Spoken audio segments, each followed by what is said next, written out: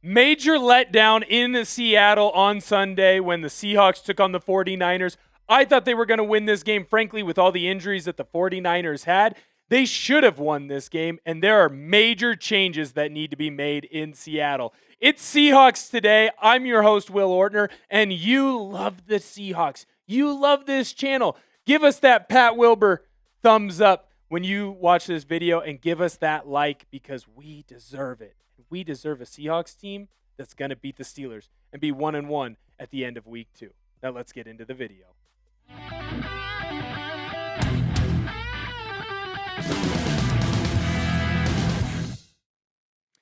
On my list of things that must change, when I came into today, I was still upset. I was furious. I listened to all the other Seahawks experts and fans complaining in my comments. What is wrong with Seattle? What needs to change? And I think I found the 4 things that Seattle must fix if they want to be 1-0 next week against the Pittsburgh Steelers. And that's starting in the running back room. And frankly, I'm done. I came into the preseason saying, hey, you need to have a 2-headed monster. Ride the hot hand. Give Charbonnet some carries. Give Kenneth Walker some carries. It's done. Zach Charbonnet should be your starter. When you look at his stats from the last game, I understand it's a 1-game sample size. You can also look at last year's. Zach Charbonnet made this offense go. He was just under 4 yards a carry on average, and frankly, that's because the last 2 runs that he had were negative runs. When he was running the ball in the first half and Seattle was making sure that Charbonnet got the ball up the middle to the outside, he found a way to get through. I'm not saying that San Francisco didn't have good calls from time to time against Kenneth Walker and bad calls defensively against Zach Charbonnet. But in my eyes, Zach Charbonnet took the most of what the defense gave him. You know who didn't take the most of what the defense gave him? It's K-9. When you average 2 yards a carry, hey, I'll let you in on a little secret here in the industry. When you add in his receiving yards, Kenneth Walker was less than 2 yards per touch. When you average 2 yards per touch, that's not good enough. In high school, I played in a wing T system. My old head football coach, Rick Steele, used to tell me, Will, we just need to get 3 yards of play. Because if I average 3 yards on first down, second down, third down, fourth down, guess what? We've got a first down. If you took Kenneth Walker's average, we aren't getting first downs. I'm over it. I'm done. I understand that Kenneth Walker had some injury issues. Now's the perfect time then to use him as trade bait. He doesn't work in Seattle. He isn't going to fit in this system. Unfortunately, maybe I'm overreacting. I don't think I am. I think we're all still looking back at his rookie year, and another player that I'm going to talk about here in a little bit, we're looking at their rookie years and saying that's what they can be and should be all the time. And unfortunately, that might be the anomaly year. That might be the rookie year for Kenneth Walker, that year where he has around 1,000 yards rushing. He looked so good in the Pete Carroll system. That's what's been keeping him in this offense. That's what's been keeping him as the number 1 running back. I don't know that that's who he is anymore. I want to see more of this. I want to see more of Zach Charbonnet scoring touchdowns in the end zone, partying up with Gray Zabel and the boys. Anthony Bradford looks pretty darn excited in that photo. I don't feel like Kenneth Walker can do that for you. Felt like every time that Walker touched the ball, it was negative. He had 20 yards in the game. 8 of them came on one play. It's time to go with Charbonnet. Another thing that's got to change, this passing offense, we must catch the ball. Right now at the wide receiver position, if it isn't going to Jaxon Smith-Njigba, that ball isn't being caught. You can look at this stat line from JSN and go, wow, great passing day through the air. 9 catches. He had 13 targets in this game. Seattle was making sure he got the ball. Over 100 yards. That is a great game for your wide receiver 1. In fact, I would say that Jaxon Smith-Njigba shut up a lot of people that were saying he can't be a number 1 wide receiver in the NFL. Some experts that were saying he wasn't a top 10 wide receiver. In my eyes, JSN shut them all up. Here's the problem, though. Look at Sam Darnold's stat line. What do you notice? Over half of the completions were to one player. Over half of the yards were to one player. Ooh, shoot. Doing quick math, it's like 80% of the yards through the air went to one player. That can't happen. Defenses are just going to be able to key in on one player and double him down. Where was everybody else? Where was Cooper Kupp? We go to Cooper Kupp on a third down, and he doesn't come down with it. And I understand that that's not entirely fair for me to say, right? Like, hey, it's a tough catch. It's week 1. Cooper Kupp didn't get a lot of run. At the same time, you have to come down with that football if you are Cooper Kupp. You have to. Torrey Horton, where were you? I understand that you're coming off an injury, but man, we need you. We need you showing up, need you doing more. And we need the tight ends doing more as well. I got to get into the other two things that I say must change for the Seahawks, but today, I got to talk about our sponsor. This episode is brought to you by Prize Picks. You and I make decisions every day, but on Prize Picks, being right can get you paid. Don't miss any of the excitement this season on Prize Picks, where it's good to be right. Prize Picks is simple to play. Just pick more or less on 2 to 6 player stat projections. If you get your picks right, you could cash in. Prize Picks invented the flex play, which means you can still cash out if your lineup isn't exactly perfect. You can double your money even if one of your picks doesn't hit. I was playing Prize Picks this weekend. Trust me, I should have used the flex play option. Just saying. Download the app today and use code CLNS to get $50 in lineups after you play your first $5 lineup. That's code CLNS to get $50 in lineups after you play your first $5 lineup. Prize Picks. It's good to be right. This Sunday, the Seahawks are taking on the Steelers in Pittsburgh. Cooper Kupp, 37.5 receiving yards. I think that's going to go more. Steelers are going to struggle against that vaunted Seahawks defense. I think they're going to punt more than 3.5 times. And Jaxon Smith-Njigba, I don't know how he didn't get in the end zone in the last game. He's getting in the end zone against Pittsburgh.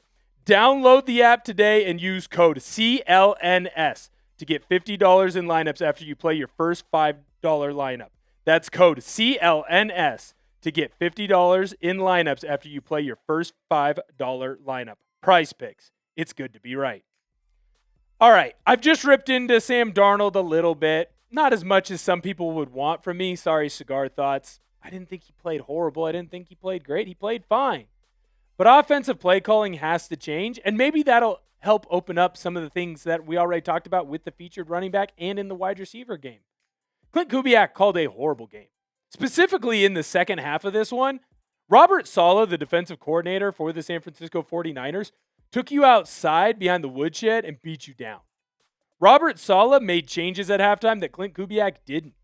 What happened to all the things that we heard about this offense? It felt like the minute that things got hard, it instantly went into, hey, we're going to run a shotgun play here, and it's either going to be a pass or it's going to be a run. There's going to be no play action pass off it. There's going to be no extra movement. There's going to be no, oh, whoopsie-doo, don't see this coming with the offense. Where was our fullbacks? Where was everybody?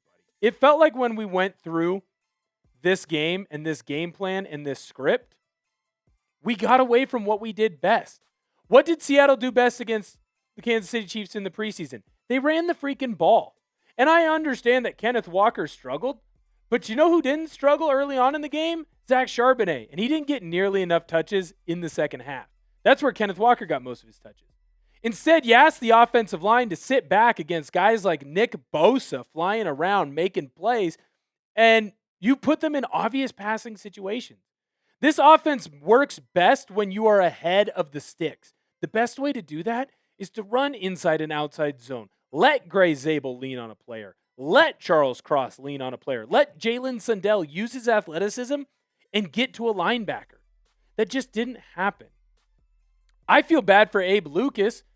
He was one of my losers at the end of this game, and it's because he got absolutely blown up by Nick Bosa. Frankly, I actually didn't think in the pass protection that he played all that bad. But he played bad in one spot. And I understand you're down. You have to pass the ball when you're down in a situation like that. Nick Bosa was able to pin his ears back, and he was able to go. But I felt like in other spots, you set Abe Lucas up for failure by not allowing him to use his ability in the run blocking game to keep Nick Bosa off balance, to keep the 49ers off balance. They made an adjustment, and that adjustment was they added more guys into the box. So why didn't you use Robbie Oots? You know what we saw a lot against Las Vegas? You know what we saw a lot against Kansas City? When those defenses added extra guys in the box, Robbie Oots could still go on and take out a defensive end. He could get up to that linebacker and get that reach. I understand that Fred Warner's an all-pro. You're telling me that Robbie Oots couldn't at least stalemate him? I feel like we've seen enough from him. And then when you did use him, you just used him in the run blocking game. Where was he in the pass play action pass. We saw it in the preseason. The kid can catch out of the backfield. When you're running those play action passes with the flood concepts, guess who else pops open? The tight ends. You had 2 passes caught by tight ends in this game. 2. A.J. Barner caught a ball that bounced off an offensive lineman's back and popped straight up into the air. And then Elijah Arroyo made 1 catch for 1 ball that was thrown his way. If you ran the ball effectively and had stuck with the run game, specifically stuck with Zach Charbonnet's run game, I believe that would have opened up the flood concept for Sam Darnold. Sam Darnold then could have picked his poison between which players open. Do I want to go to Robbie Oots at that fullback position? Do I want to go to A.J. Barner? Do I want to go to Elijah Arroyo? I feel like these were all opportunities that you could have taken advantage of, and you kind of set them up for the most part in the first half, and then you just didn't.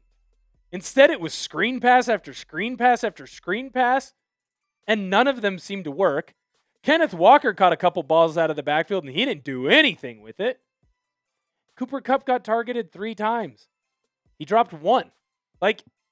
Yes, the wide receivers need to step up. Yes, the running backs, honestly, I think Zach Charbonnet needs more carries. But at the same time, the play calling was not good enough. I don't want to say that I missed some previous OCs, but there was a part of me that was like, hey, where's Shane Waldron? Where's Ryan Grubb? I understand that Ryan Grubb couldn't call a run play to save his life, but at least he could get Jaxon Smith-Njigba and DK Metcalf open. At least every once in a while, Noah Fant got open. I just felt like Klint Kubiak folded too early. You came here to run a certain style of offense. I understand that the 49ers made adjustments. You need to make adjustments too. I think offensively, you got outcoached. I really do. The last one, this is the one I feel a little bit uncomfortable about, but I'm still going to say it. On the instant reaction, I said that Riq Woolen needs to be benched. I stand by it. I think when you're going to go back and you look at the all-22 of this game, you're going to say, wow, Riq Woolen actually didn't play too bad. But the problem is, in the 2 most important plays of the game, in the most important defensive drive that you had, he had 2 lapses of judgment. The very first one, you can see it right here. Ricky Pearsall's going all the way, going to catch that deep ball down the sideline. Riq Woolen was in position. Not only did he jam Ricky Pearsall off the line, he's in the perfect spot to run stride for stride with him and at worst knock the ball down. At best, maybe Riq Woolen comes away with an interception there and we're singing his praises. And instead, he does some weird stutter step thing that allows Pearsall to get a step or 2 behind him when, honestly, Brock Purdy threw a pretty average ball. I don't think it was a good ball. I don't think it was a bad ball. He led his wide receiver where he wanted him to be. And if Riq Woolen just keeps running stride for stride, he's there to make the play, but he doesn't. He stops. And I don't know why. I don't know how you read that ball wrong. It's literally just keep running with the defender and make a play on it. Number 2, it's 3rd down. You're in the red zone. You have done everything to win this game. Defensively, you've stood on your head. You were out on the field for 15 more minutes of time of possession than your opponent's defense was. And still, Seattle is making plays. Brock Purdy is getting chased down by your defensive line, and he chucks up a prayer. And instead of going and playing the ball, Riq Woolen jumps back, fades away, tries to intercept it, and instead that allows Tonjes, or however you pronounce that 5th tight end in San Francisco's name, to jump in front of you and get an interception. You are taught from Little League on, Pop Warner football, play through the man. Play to the ball. You don't wait for the ball to get to you. You go to the ball. Riq Woolen didn't do it. Worst case scenario, you knock the ball down and Jake Moody has to go out there and try and kick a field goal. He'd already missed 2. Well, 1 missed, 1 blocked. Make him go out there and kick another. At this point, for me, I'm done with Riq Woolen. I'm sorry. There's got to be some trade value there with him as well. But just in my eyes, I understand that Nicky Manwari is dealing with some injury issues. We don't know when he's going to be back. There's no timetable on him right now. But in my eyes, if you go to that nickel spot, bring in Shaquille Griffin. Bring in someone else. Bring in someone to play that spot so it's not Riq Woolen. Right now, Riq Woolen's on the outside. He needs to be benched. In my eyes, your perfect lineup would be Devin Witherspoon at corner, on the right side. Left side, Josh Jobe. Thought he played incredibly well. Big nickel, you bring in Nicky Manwari. Right now, in my eyes, guess what? You still need to leave Devin Witherspoon out at that left cornerback position. Leave Josh Jobe at right cornerback. Maybe you need to bring in Kendrick. Maybe we need to see Pritchett. Nehemiah Pritchett had a pretty good preseason. Maybe it's time to see him. But in my eyes, when you need him most, Riq Woolen vanishes. He's not there for you. These are the 4 things in my eyes that absolutely must change for Seattle if they want to beat Pittsburgh. And if these things don't change when Seattle plays Pittsburgh, you're not going to come away from that game 1-0. In my eyes, this is a team that can very easily beat Pittsburgh, but you have to make the correct changes. I'm nervous, but I'm not completely sold that this team is going to be drafted in the top 10. Let me know how you feel. I've given you my scale. Right now, I'm probably at a 6 out of 12, 7 out of 12. What do you think when it comes to your worriedness about this Seattle Seahawks team? Are you still all the way down at a 1? Hey, they're going to be okay. It was just a tough loss. Are you at a 12? Hey, the earth is falling apart. Cats and dogs are fighting. Mass hysteria. Anarchy has risen. And your Seattle Seahawks are going to be the number 1 draft pick in the NFL when it comes to the 2026 NFL draft. Let me know. Until next time, I'll see you later.